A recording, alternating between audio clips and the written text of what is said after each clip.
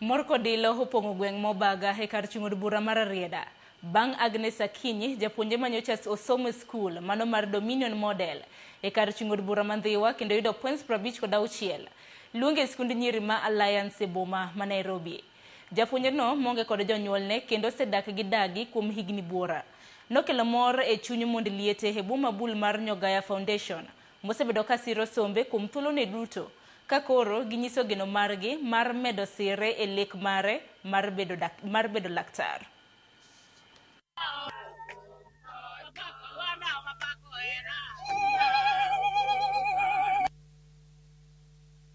Gi odiochieng' ma kawuono ni gimomedo mora ni ba nyathiwa mwaneno mokwongo dhi Alliance kuom nyiri kata kuom chuo amor gi nyako Agnes. Wamor ni kawuono ni endi achiel kuom nyathiwa mane somo kanyo endo oyudo skul maber kabisa e Kenya mangima, Alliance Girls. Tamor gi gima timorenwa kawuono jowetena nikech nyathiwa manyako wayudo kowuok loka Dominion ka koro dhi Alliance.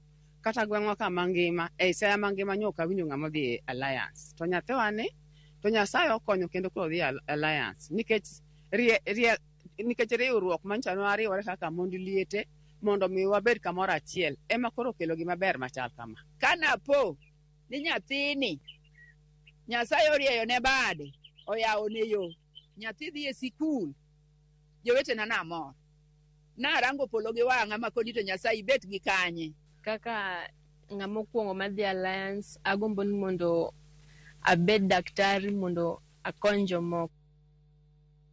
Kopogre manya korom gajwang' jotelo mawuok e duond bura mar ODM koro wacho ni ODM biro riwore e yiero maduong' mar higa mar 2027.